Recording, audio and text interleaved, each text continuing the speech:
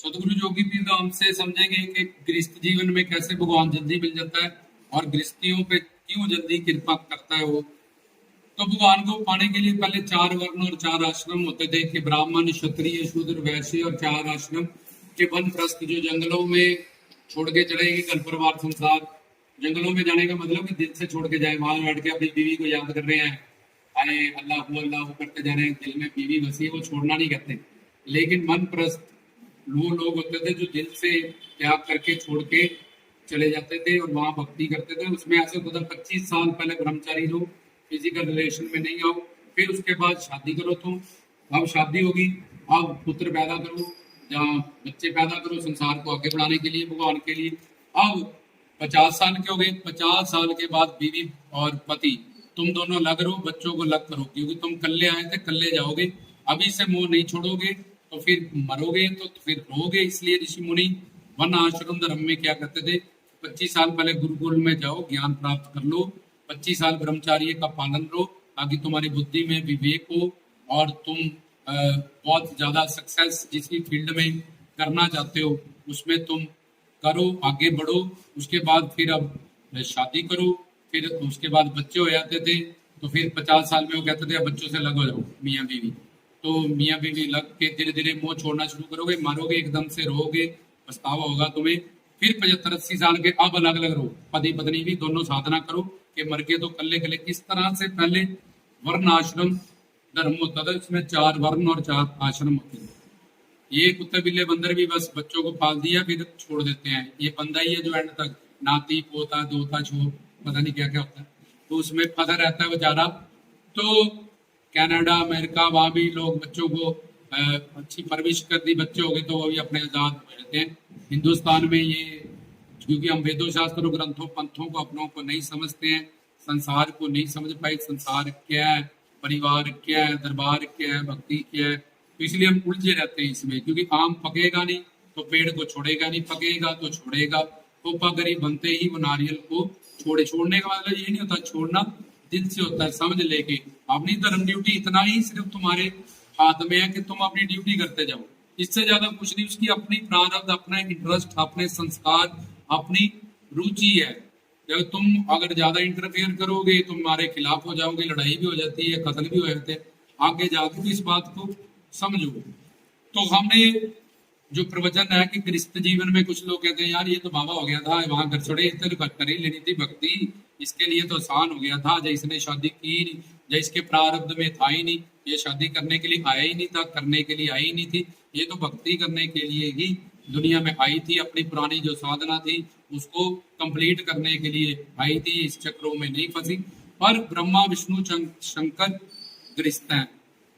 99.9% जो संत है हिंदुस्तान के गृहस्थ है। पीर पैगंबर गृहस्थ थे, 10 गुरु साहिबान गृहस्थ थे, ताकि कोई गृहस्थी ये बहाना ना लगाए कि यार हम तो गृहस्थ जीवन में थे, ये तो वनप्रस्थ हो गया था, छोड़ छाड़ के वहां चला गया था जहाँ ये ब्रह्मचार्य था। तो उसमें 4 आश्रम में होता है कि ब्रह्मचारी ये साधना करे, वनप्रस्थ वन में रहने वाले ये साधना करें, सन्यासी ये साधना करें, गृहस्थ ये साधना करें। तो गृहस्थी लोग पुत्र पुत्री मोह, पति प्रीतम मोह, दौलत शौहरत, ये 4, क्योंकि दौलत से सारी चीजें आती हैं और शौहरत हर कोई बंदा चाहता है कि मुझे शौहरत मिले। तो ये 4 चीजों में गृहस्थी लोग ज्यादा फंसे रहते हैं। हालांकि जो बाकी हैं, सन्यासी हो गए, ब्रह्मचारी हो गए, या ये हो गए वनप्रस्थ हो गए, ये इनसे थोड़ा कट जाते हैं। तो भगवान कहता है कि यार तूने गृहस्थ जीवन में जितने इतने विपरीत हालात थे, पति संसारिक पति थे, घर था और बच्चे थे और रिश्तेदारी थी, बहुत कुछ था, तू उनमें रहते हुए भी जैसे ट्रैफिक में से हम एक गाड़ी निकाल के ले जाते हैं बड़ी आसानी से, जब हम ट्रेंड हो जाते हैं, पहले हम डूबते हैं, जब हम तैरना जान जाते हैं तो हम फिर डूबते हुए को बचा के ले आते हैं और कहाँ हम डूब रहे हैं और कहाँ हम डूबते हुए को बचाने लगे। तो ऐसे ही भगवान कहता है कि यार तू गृहस्थियों ने संसार भी आगे बढ़ाया ताकि तुझे और संसारियों को, गुरु की साधु संत फकीर आ रहे उनको भी ज्ञान मिले और उनका भी कल्याण हो, वो भी 84 लाख से निकल जाए। और प्लस तूने इतने मोह में रह के, पति पत्नी मोह में, पुत्र पुत्री मोह में, फिर दौलत शोहरत के मोह में रह के भी तूने गुरु बनाए, तूने सिमरन किया, तुमने कीर्तन किया, भजन किया, नामदान लिया,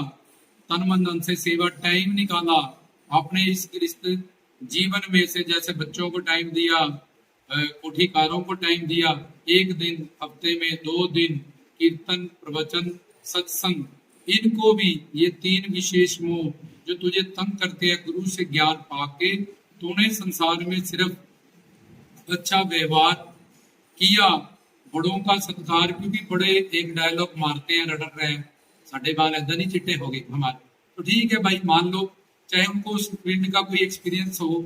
चाहे ना हो, क्योंकि जनरेशन बदलती है, उसके हिसाब से संस्कार अलग अलग है, इंटरेस्ट रुचि अलग अलग है। पहले इडली डोसे बर्गर कोई नहीं खाता था, और हमारे बाल तो ऐसे नहीं चिट्टा, अब सारी दुनिया खा रही है। पहले लुंगी पहनते थे लोग, अब फटी फटी जीने पहनते। तो मॉडर्न जनरेशन जैसे जैसे संसार आगे बढ़ता है, वैसे वैसे उसके रीति रिवाज, ये पैंट खुली होती जा रही है, ये टाइट होती जा रही है, कुछ ऊपर को आता जा रहा है, प्लाजो होता जा रहा है, वैसे भी अब बाल सेंटर से खड़े हो गए हैं, लाल रंग कर दिया, पीला रंग कर दिया, लंबे कर दिए, अब छोटे कर दिए, अब ये रिवाज, इन्हीं चक्कर में लोग लगे रहते हैं, और वो जनरेशन उसके साथ मैच करके चलना पड़ती है कि मैं अब लुंगी पहन के जाऊंगा पापा जी कॉलेज में, तो स्कूल क्या कहेंगे, तो इसलिए उनको उनके साथ मैच करने के लिए ऐसा बनना भी पड़ता है जैसा माहौल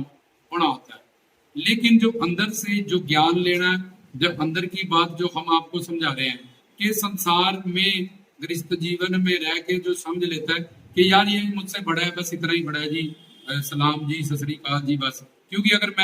मैं सही भी हूँ, जब मेरा कोई एक्सपीरियंस भी है, तो ये अपनी उम्र का तकाजा देगा या अपने बालों का तकाजा देगा, इसलिए ये बड़े हैं, इनका सत्कार करो, तो उनको, और छोटे हैं अंदर गुस्सा मत रखो, जैसे माँ बच्चों को डांटती है, रोकती है, उसके अंदर गुस्सा नहीं है, वो आग में हाथ डाल रहा है, बिल में हाथ डाल रहा है, उसमें कोई सांप ना हो, उसमें कुछ कीड़ा ना हो, इस तरह से उसके अंदर ममता है, लेकिन ऊपर ऐसे ही छोटों को जब भी डांटो तो अंदर करुणा और ममता होनी चाहिए, ना कि तुम पीस ऑफ माइंड और ऐसे राक्षस बने हुए तो भूत की तरह अपनी शक्ल बनाई हुई है और उनको डांट रहे हो बच्चों को,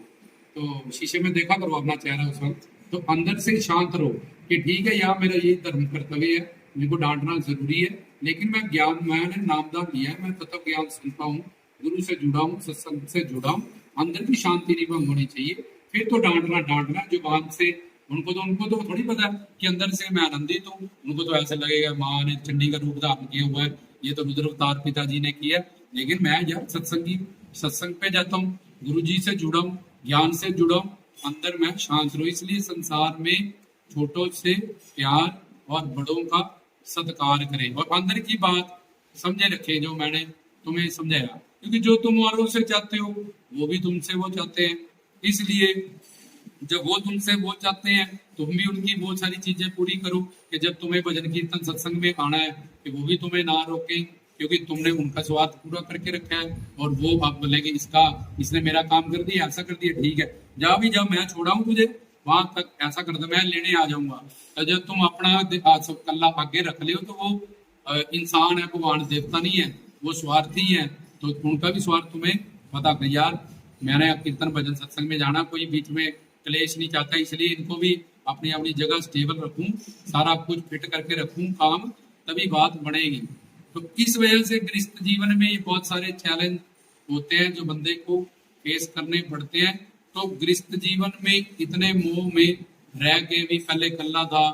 फिर 2 हो गए, अब क्या करना है जी, बस शादी कर ले, कि गुरु ने कहा हो अब कीर्तन पे क्या है जी, 1-2 बच्चे हो जाए ठीक है, बच्चे सेटल हो जाए ठीक है, अब बच्चों को 10-10 लाख हो जाए ठीक है, अब रिटायर हो गया, वो अब तो रिटायर, नौकरी सरकार ने भी रिटायर कर दिया कि बुढ़ा आ गया जा भजन कीर्तन कर ले सत्संग, नहीं जी नौकरी ढूंढ रहा हूँ 10,000 की मिल जाए कहीं बैंक, रिटायर होने के बाद फिर नौकरी कर, सरकार ने भी डिक्लेयर कर दिया कि अब जा